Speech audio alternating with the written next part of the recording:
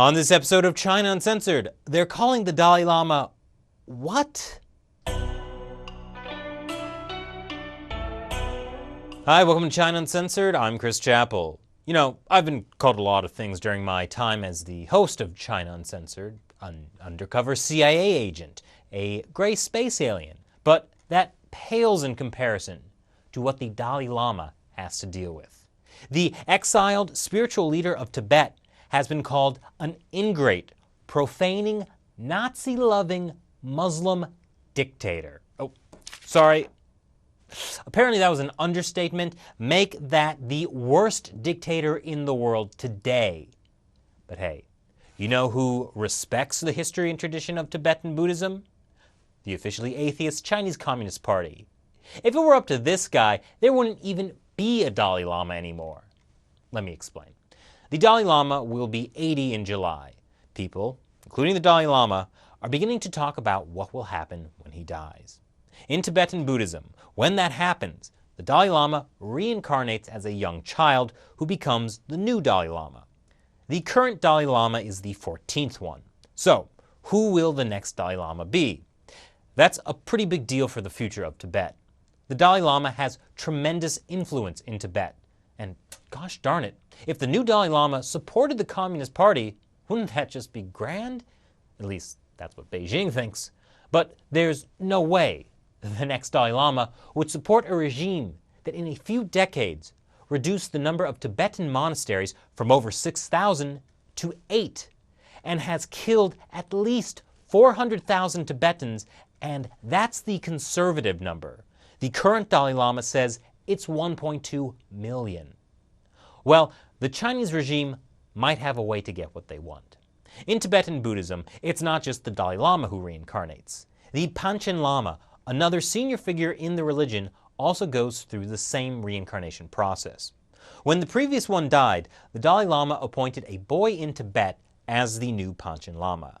That was in 1995.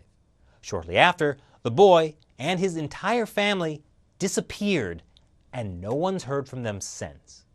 The Chinese government, however, installed their own Panchen Lama, and guess what his opinion is on Tibetan-Chinese relations?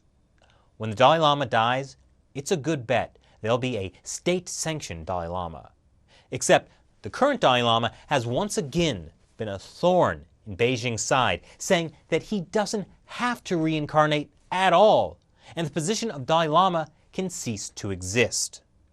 Obviously concerned about the future of Tibetan Buddhism, the current governor of Tibet criticized the Dalai Lama, saying that he cannot dictate whether or not he reincarnates, because remember, the Chinese Communist Party has the right to dictate reincarnation, according to a law they made up in 2007. I'm dead serious about that.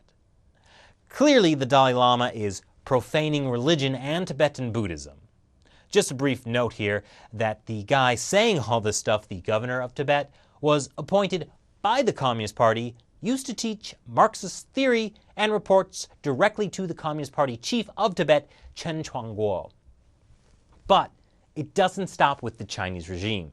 There is a branch of Tibetan Buddhism, a particularly vocal, virulent group that gets funding from an unknown source that also takes issue with the Dalai Lama, in the sense that they call him the worst dictator in this modern day, who is destroying pure Buddhism, has a fascination with war and Nazism, and is a Muslim because he's never said he was a Buddhist and never denied being a Muslim.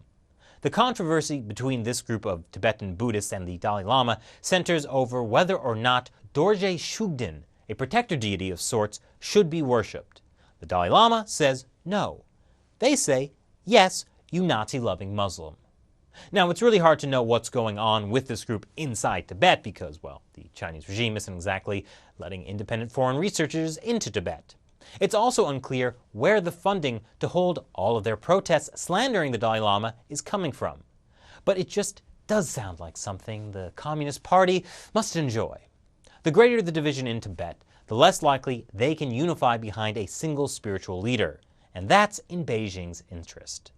Robbie Barnett, director of the Modern Tibet Studies at Columbia, told Foreign Policy that the regime has been encouraging worship of Dorje Shugden. Clearly, The only ones truly benefiting from this is the Chinese regime. So what's in store for Tibet's future? And will there be another Dalai Lama? Let me know what you think in the comments section below. As always, hit that like and subscribe button and check out the Facebook and Twitter page for more.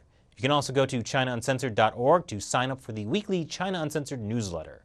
Once again, I'm Chris Chappell. See you next time.